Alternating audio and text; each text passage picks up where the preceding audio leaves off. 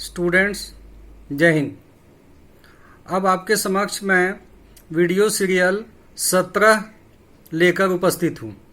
ठीक है, और जैसा कि आप अभी स्क्रीन पे देख रहे हैं, ये 8वीं कक्षा के इतिहास विषय से संबंधित वीडियो है। ठीक है, और यह जो वीडियो है वो चैप्टर नंबर 2 यानी कि व्यापार से साम्राज्य तक है ना। व्यापार से साम्राज्य तक जो चैप्टर नंबर 2 है उससे संबंधित है। और स्टूडेंट्स, मैं ये बता दूं कि जैसा कि छात्रों का ये डिमांड रहा शुरू से कि सर कुछ मल्टीपल चॉइस क्वेश्चंस का वीडियो तैयार कीजिए। ठीक है, यानी कि बहुवैकल्पिक जो उत्तरीय सवाल होते हैं जिसमें कि कई विकल्प दिए हुए होते हैं और उसमें से एक विकल्प सही होता है, तो वैसे सवालों को हम लोग कहते हैं मल्टीपल चॉइस क्वेश्चंस। ठीक है, यानी कि बहुवैकल्पिक उत्तरीय सवाल प्रश्न। ठीक है, तो स्टूडेंट्स, जैसा कि आप स्क्रीन पे देख रहे हैं कि ये वीडियो क्रमांक 15 और 16 पर आधारित है। 15 और 16। ठीक है, तो 15 और 16 पे आधारित होने का मतलब ये हुआ स्टूडेंट्स कि आपको वीडियो क्रमांक 15 और 16 इन दोनों को आपको देख लेना होगा। ठीक है स्टूडेंट्स, और एक बात याद रखिए कि आपको अपने टेक्स्ट बुक का पेज नंबर 20 और पेज नंबर 21, ठीक है, पेज नंबर 20 और पेज नंबर 21, ये दोनों पेज का भी अच्छी तरह से अध्ययन कर लेना है। अब जब उन दोनों पेज का अध्ययन कर लेंगे और इन दोनों वीडियो को देख लेंगे, उसके बाद मैं आपको एक काम देता हूं, एक कार्य सौंपता हूं। आपसे मैं 10 सवालों के जवाब पूछूंगा। ठीक है, इन 10 सवालों के जवाब आपको देने हैं। ठीक है स्टूडेंट्स, तो सबसे पहली बात यह है कि इस वीडियो क्रमांक 15 और वीडियो क्रमांक 16 में है क्या। तो स्टूडेंट्स, मैं फिर से एक बार याद दिला दूं कि इसमें वीडियो क्रमांक 15 में और वीडियो क्रमांक 16 में एंग्लो मैसूर वार जो है, आंग्ल मैसूर युद्ध जो है, उसके संदर्भ में डिटेल्स है। तो स्टूडेंट्स, एक बार फिर से मेमोरी रिकॉल के लिए मैं घटना चक्र को थोड़ा सा और फिर आपको याद दिला दूं। वैसे आपको 15 और 16 जो है वीडियो वो तो देखना पड़ेगा, वो आप देख लेंगे, उसके बाद आप बिल्कुल सही सही जवाब दे पाएंगे। ठीक है, और जिन बच्चों ने वीडियो क्रमांक 15 और 16 को देखा हुआ है उनको जवाब देने में कोई दिक्कत नहीं होगी। ठीक है, और यदि मान लीजिए कि किसी सवाल का जवाब आप नहीं दे पाते हैं तो फिर उस वीडियो को, चाहे वो 15 हो या फिर 16 हो, दोनों को एक बार देख लीजिएगा। ठीक है स्टूडेंट्स, मैसूर के संदर्भ में जो भी घटनाएं घटी थीं उनको एक मतलब सारांश के रूप में, एक कहानी के रूप में मैं आपको फिर से याद दिला दूं। मैं आपको याद दिला दूं कि 1760 की घटना है। उस वक्त तक जो है अंग्रेज लगभग पलासी का युद्ध जो है बंगाल में तो जीत चुके थे और दक्षिण में मद्रास प्रेसिडेंसी पे भी उनका अधिकार कुछ क्षेत्रों में हो गया था। ठीक है, और जिस समय मद्रास प्रेसिडेंसी पे अंग्रेजों का अधिकार हो गया था, उस समय दक्षिण भारत में फ्रांसीसी कंपनी भी बहुत ज़्यादा सक्रिय थी और उस समय मैसूर नाम का एक राज्य था, वहाँ पे वोडियार वंश के राजाओं का शासन चलता था। ठीक है, तो वोडियार वंश के राजाओं के शासन चलने के दौरान ही उनका एक सिपाही जिसका नाम हैदर अली था, वो बाद में फौज का अधिकारी बन जाता है और बाद में वोडियार वंश के जो राजा थे उन लोगों को एक प्रकार से शिकस्त देकर जो है वो खुद राजा बन जाता है। ठीक है, यानी कि हैदर अली जो है 1760 में वो मैसूर की सत्ता को हथियाने में सफल हो जाते हैं।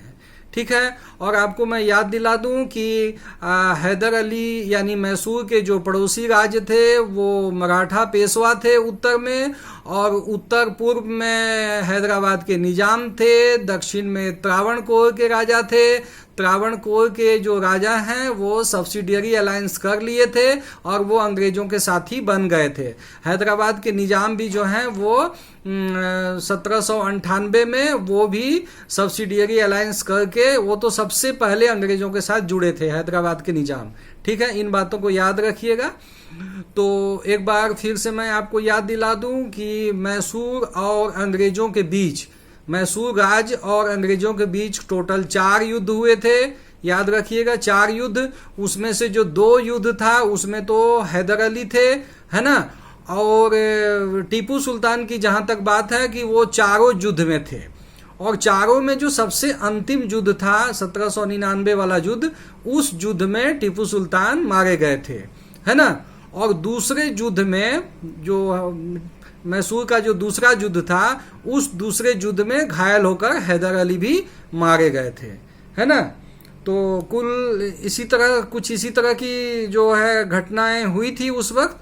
तो उस पर आधारित जो सवाल एमसीक्यू के तौर पे अक्सर पूछे जाते हैं, तो उसमें से कुछ सवाल हम आपके समक्ष रखते हैं और उसको आपको ध्यान से देखना है और उसके बाद अपनी कॉपी में नोट कर लेना है। ठीक है स्टूडेंट्स। तो स्टूडेंट्स आपके समक्ष देखिए पहला सवाल है, ठीक है।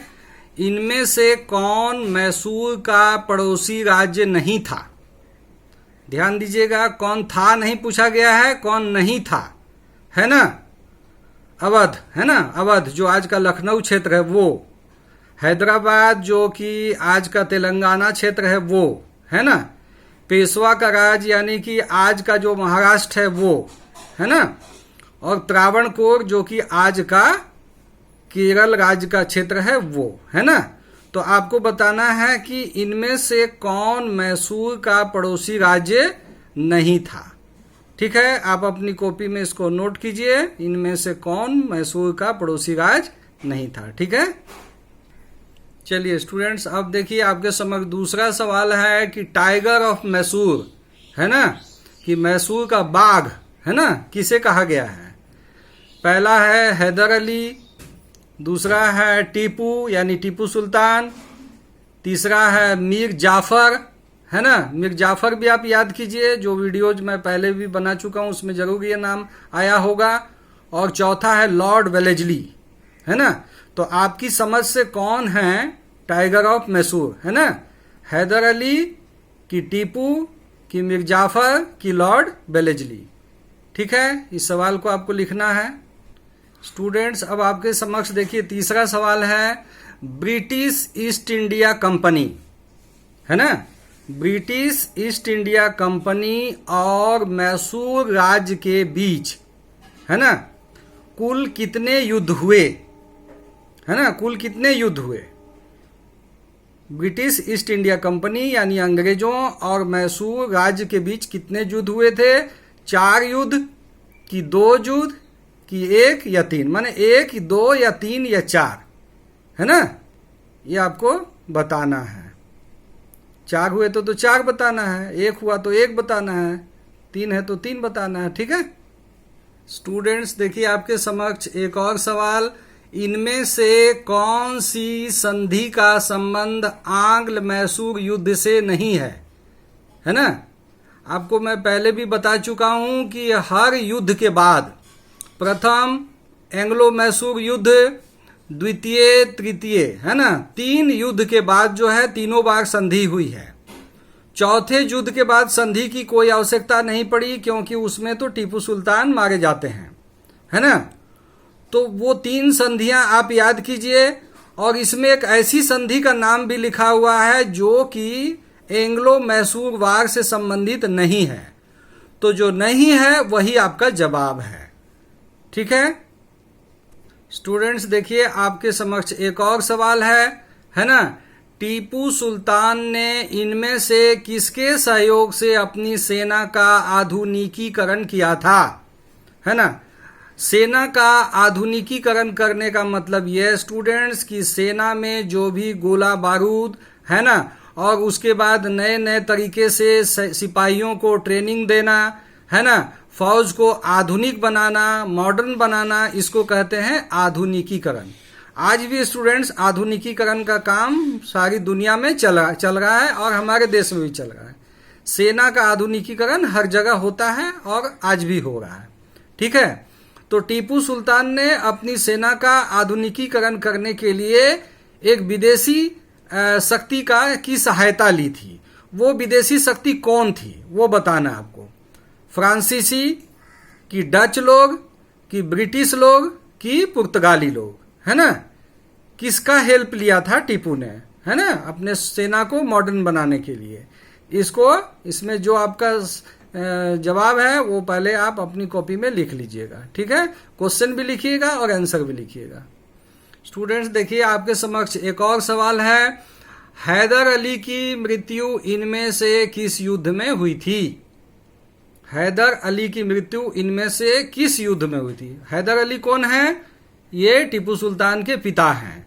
ये वही हैं जो बोडियार राजवंश के राजाओं को हटाकर खुद मैसूर के राजा बन जाते हैं, है ना।